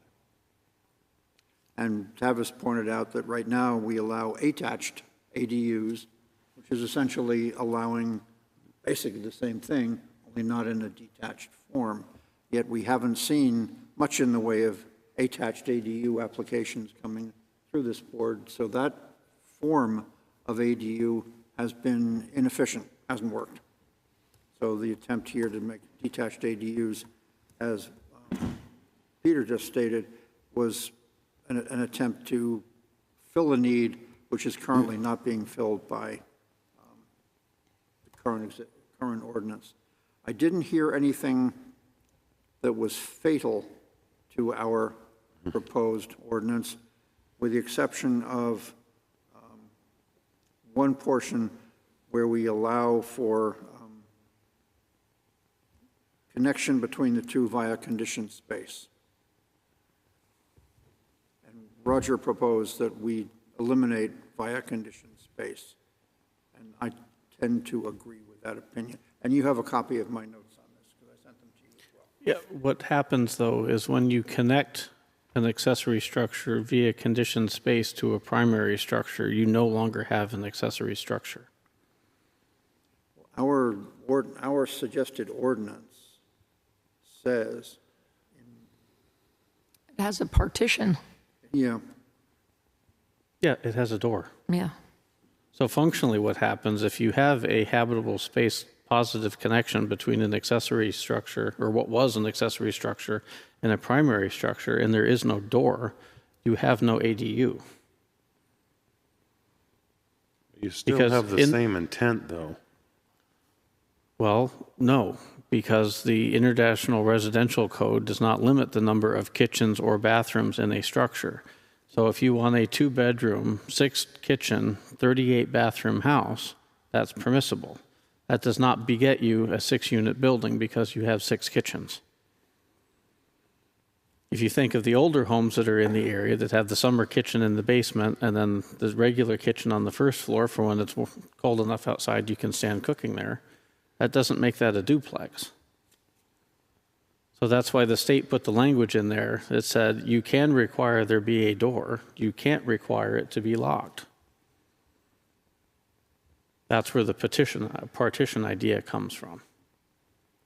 Most of the people that have come across my desk looking for an ADU are looking to have either their children move in with them or have their parents or in-laws move in with them. That does not an ADU make. It's all still functionally a single-family occupancy as long as you have bedrooms and et cetera. So where this becomes, we'll throw this out there. Almost all of the residentially zoned districts in town also allow duplexes. A duplex is functionally an attached ADU. The difference is the door between them. So it wasn't a monumental stretch in Wolfeboro to go from single family to single family with an ADU because it was attached or within. All you're really doing is allowing a duplex. Well, and we have no choice. We have to have ADUs. We have to allow an ADU, yes. The only changes that I foresee are we've changed it from being a special use to a conditional, or the other way around. Yes, special use. The change is to allow an interior or within just by building permit, and then reserve the conditional use permit for the detached ADU. Roger's concern was this, in paragraph D of the proposed ordinance. It allows permitted by right ADUs that are within, that's fine, that's statute, or attached via a conditioned space. To me, you said either A or A. By building code, those statements are exactly the same thing. Agreed. So we could take out or by conditioned space. That is what Roger would propose. Okay. Doesn't matter. I think what his concern was that all of a sudden you have a 30-foot breezeway or a 50-foot breezeway. If it were, well, his concern might be vetted by those in town that built a 200-foot tunnel. We understand that. It's still, that's exceptional, but here you're allowing that to anybody who can afford to put up a 30-foot tunnel with a conditioned space inside it. Correct. I don't have a problem with that. You don't have a problem? No, I don't. Because the distinction, below grade. A breezeway alone does not count. It has to be conditioned space. Understood. Which is basically a hallway. Right. Understood. But if that person decides to enclose that, it's all of a sudden conditioned space. Correct. They can do that anyway as long as it meets setbacks and lot coverage. It's the same thing as somebody building a four-room house and calling one of the rooms a library, which is actually a bedroom. You know, just because it doesn't have a closet in it, it can't technically be a bedroom, but they're creating. Or what happens a lot in Wolfeboro is somebody buys a house or occupies a house that has a detached garage. They get older, they don't like walking in between the garage and the house, so they build conditioned space so they could walk from their heated kitchen through the conditions. So well, if the board doesn't feel any concerns about leaving via conditioned space in the proposed ordinance, and that's the only objection that I heard raised that night, or what Roger submitted subsequently, that would be would at all require an alteration to the text that we proposed. correct, it's superfluous language, yes. I wouldn't want to call it superfluous, but I take Well, your point. I think it's in the existing Understood. language is why it's there. Go ahead, Peter. I also think that there's at least some confusion between our short-term rental policy and how these things are not supposed to be short-term rental.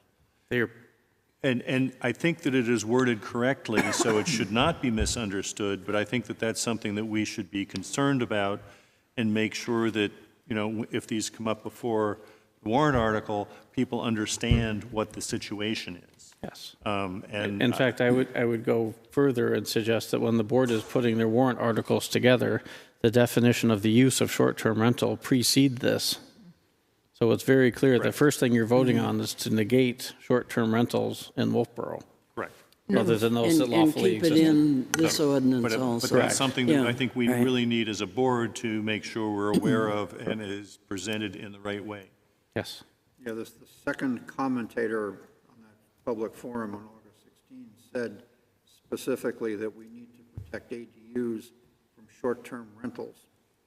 So she did not really read Right. the proposed ordinance, but there was a concern, as you said. And enforcement will be tricky, but enforcement is going to be no more tricky with detached ADUs than it is with Kathy's house or any home in town.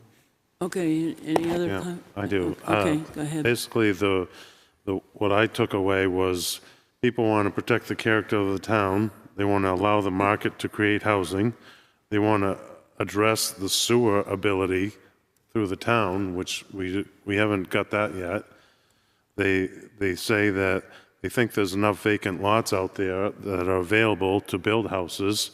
And I think there was a couple speakers that spoke, Gordon Lang spoke highly of Tavis because he helped him create the ability to create housing for family members and add on to his house. And I think that was great for the planning board. I think, honestly, the other day I was on the Facebook page and I came across this picture right here.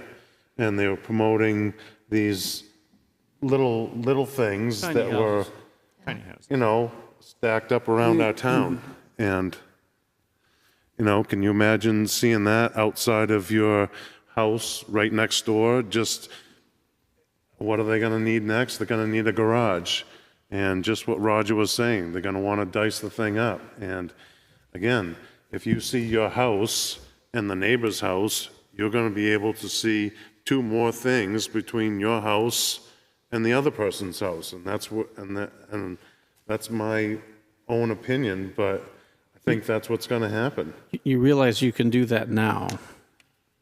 Yeah, but you're talking about it in a detached fashion. I'm okay with Suzanne's comment No, about. my point was you can put 2 accessory structures on any property in town now. You can put 2 barns between you and your neighbor now if you'd like. Yeah, but it's not a living situation. I didn't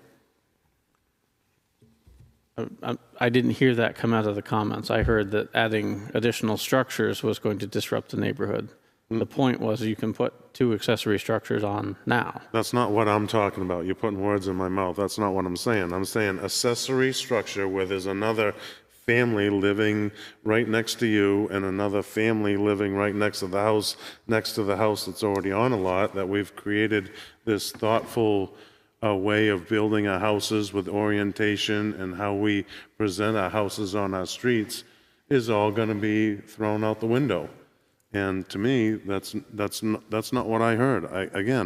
I heard 9 not in favor, 3 that were in favor.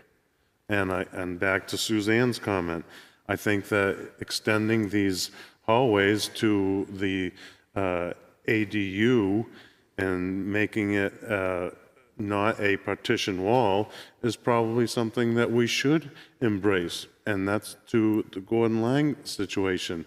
Allow us to create a hallway to another building situation that looks like part of the original building, so that you don't have separate little things that take away from the character of your town. And the other part there is our density in our small little town here. Maybe what we should be doing is we should be going outside of our village area and focusing more on the larger lots and allow those to have the ADUs on them instead of trying to force them into our nice neighborhoods that we have close to town. I'm vehemently opposed to it. These Okay, detached ADUs are allowed in all districts except shorefront residential. No, by state law, ADUs are allowed wherever a single-family home is allowed. Detached ADUs can go anywhere they want. Correct. We're allowing detached ADUs everywhere but the shorefront residential. I know, and I hope everybody votes against it. Well, I think that there are a lot of people with children who might like to live here who can't. They can't afford to live here, and they may not want to be attached to the house. They may want to have a little two-bedroom, what is our limit, 750 square feet? Or 30% of the house. So, and in the character of the house, I think we have language about where it can be. It has to be behind the house. Doesn't have a separate driveway, so it doesn't look like two houses. It looks like a small structure that resembles the bigger house. So for peace of mind for Facebook, what you're showing isn't allowed. That's what I thought. I thought I put that up on Facebook. I mean, one, tiny houses, as the vernacular uses them, aren't allowed. It has to have a foundation. It can't be on wheels. The regulation you've drafted talks about architectural compatibility, materials and look, not adding a separate driveway, being proximal to the existing home, 20 to 150 feet, not calling it an accessory structure. I don't understand the sewer argument because the state law says that you're allowed 2 of them anyway, so there is no net sewer increase. I'm not saying we have capacity for what the state currently allows, but the change isn't increasing it. And I'm kind of surprised that a lot of people want the development just to go to the undeveloped areas of town. Because I think every time people talk about development in the outer areas of town, everyone loses their mind because that's the last open space we have left. So it's a difficult balance. Hey, Julie, go ahead. Back to the forum, but I was really biting my tongue through some of it because I felt that a lot of people did not understand what we were trying to bring to them on those 2 pieces of paper, or 1 piece of paper with this is what we've got. So I think that we need to really, like you said, make sure that the short-term rental thing is before this so people get to read it, and make it as plainly written as possible, because they just don't seem to get it. And even if they did read it, they went right back to saying something completely different that I wanted to go and say, where did you even read that? That's nothing to do with what we were even suggesting. Similar to that, I heard more than half the comments being opposed to language that's already on the books. Yeah. So, enlightening discussion. Oh, okay, and the only thing I want to add is that at the beginning of this year, the planning board, all of us said that we wanted to focus on housing issues because we felt there was an issue that needed to be dealt with. And so we have looked at this, we've looked at the inclusionary zoning and multifamily. And so I think that from a planning board perspective for this year in Wolfeboro, we have done our job. And now I think we have to take it to the voters. All without increasing density. Yes, right, right. Go ahead. The idea, I mean, the idea is you have a family who wants to stay in town and have their children live in the house. They build a small place somewhere. That cost is a whole lot less than going and buying another lot of land somewhere outside of the main district and then building a house. Just think, Peter, this was a traditional thing. Right, and so it's a, you know, this allows people to stay where they are. I mean, that would have been like, moving to the dowager house. The older couple moves up, the younger couples move in with the kids. Or the help. Continually turning them over to the several houses on. I know you don't like that, John, but this is very traditional. It's not a poor community, I'm sorry. Okay, Tavis, it seems that probably the only change we want to think about is the one that Mike has mentioned. And if the board generally agrees with that, I can remove it and you can move to public hearing. Yeah. I was not convinced following what you had to say, so I would withdraw that objection. Oh, okay. I think All that, I don't think that's fatal to it. I think that just putting this after the STR. Sorry, I think it's a misunderstanding of the public. Understood. Yeah. So I don't think it hurts the regulation to have it in or not. Then leave it in as Yeah, stated. And right. I'd be happy to move Okay. the ordinance as we have received it and as it was presented to the public forum on the 16th of August to public hearing, formal public hearing. Okay, I'll second that. All in favor, please say aye. Aye. Opposed? No. Okay, all right. In anticipation of hearing from council on inclusionary and lots with no frontage, probably the first meeting in November, given that October 4th is getting rather full at this point. But that's, Okay, don't forget eliminating the C2 area. no, this is the first one. This is the first one that has had a motion to go to public hearing, but it didn't include a date. So for the board's edification, November 1st meeting could be a bunch of hearings. Okay. Okay. All right. Oh, okay, all right, moving on here. Public input. Suzanne? Linda? Do the one on the legal. I'm able to get from Amy each month the breakdown on how much you've spent on planning. It's there. It's just put in another spot based on DRA wanting it put on the whatever MS, whatever form it is. So that's why it was moved. But anybody who wants to know where you are, it's broken out. You can get Okay. that from Amy. Okay, And great. the library's the only one still has their legal budget because that's a separate entity. Thank you.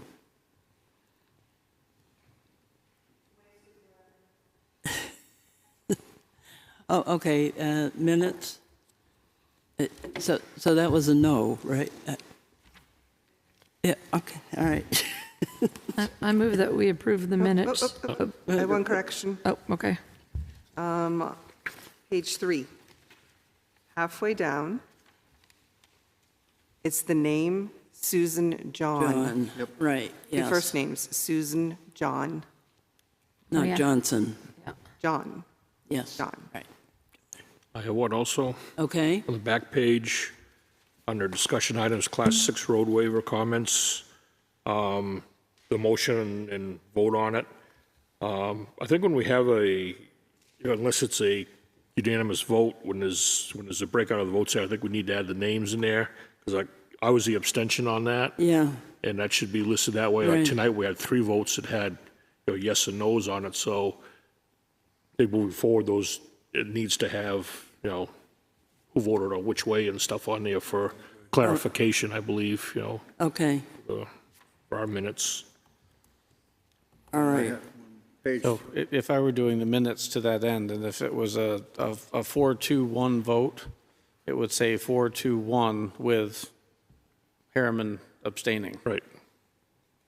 Not which 4 or 2 were for or against, but when somebody abstains, clearly on the Class 6 waiver, you're going to abstain because you're hearing it later. Right. So yeah, there needs to be an explanation for the abstention.